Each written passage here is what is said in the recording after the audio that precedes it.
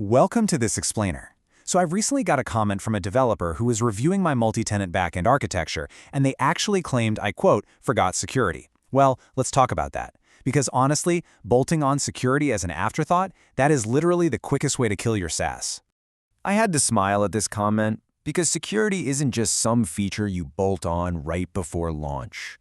In a B2B SaaS environment, it has to be your core engineering paradigm. It's the foundational reason this entire architecture exists in the first place. Instead of blindly trusting user inputs or relying on long-lived tokens, which, by the way, is exactly how most traditional systems fail, we're going to walk through the 7 non-negotiable security invariants baked directly into this production environment. These aren't just theoretical concepts sitting on a roadmap somewhere. These are shipped, production-ready rules that guarantee your system's integrity. So, invariant number 1, identity and trust. In multi-tenant systems, crossing data streams is pretty much the ultimate failure. Most multi-tenant backends make this fatal error of extracting the tenant ID directly from the request header. Anyone can forge that with literally one line of code.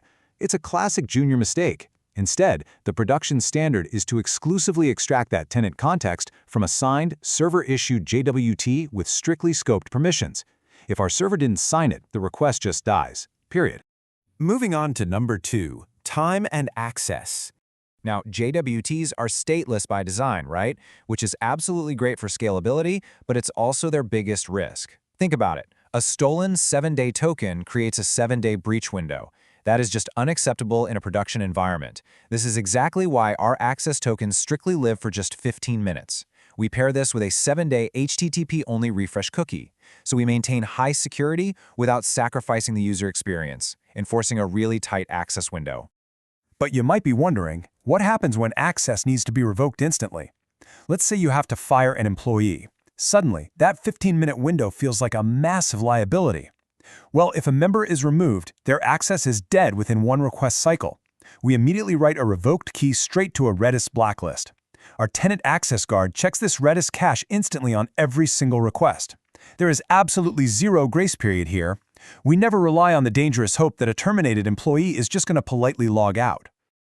Okay, number 3, elevation and guardrails. Simply having an admin role in a database is never ever enough to authorize destructive actions, like, say, deleting a workspace or canceling a subscription.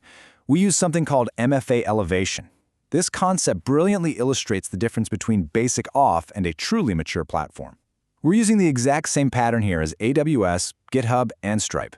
We check the recent MFA verified timestamp. We aren't just asking, hey, is MFA enabled? We are asking, did you verify it recently?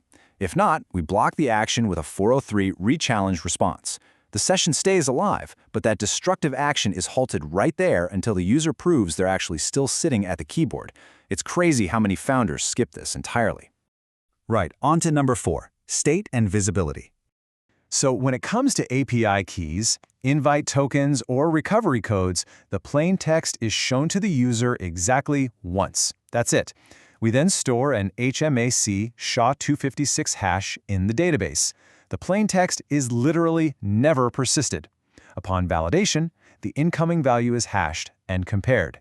By doing things this way, we ensure that even if the entire database is fully compromised and dumped by a bad actor, it yields absolutely zero recoverable API keys or recovery codes. Furthermore, for true observability, every single state-changing action triggers an async audit log. We use an event-driven queue flow via BullMQ for this. This captures the actor, the target, the IP, the timestamp, and the exact data diff.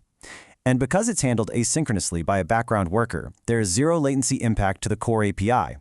If someone tampers with a record at 2 a.m. on a Sunday, it's permanently in the trail, and the end user didn't experience even a single millisecond of slowdown. Which brings us to number 5, the failsafe. If a permission check throws an unexpected error, a silent open catch block that just returns true is a massive security hole disguised as error handling. In a true production system, your security guards must always fail closed. If our guard throws an exception, we log it and we throw a forbidden exception. Access denied. Every single time. No exceptions, pun intended.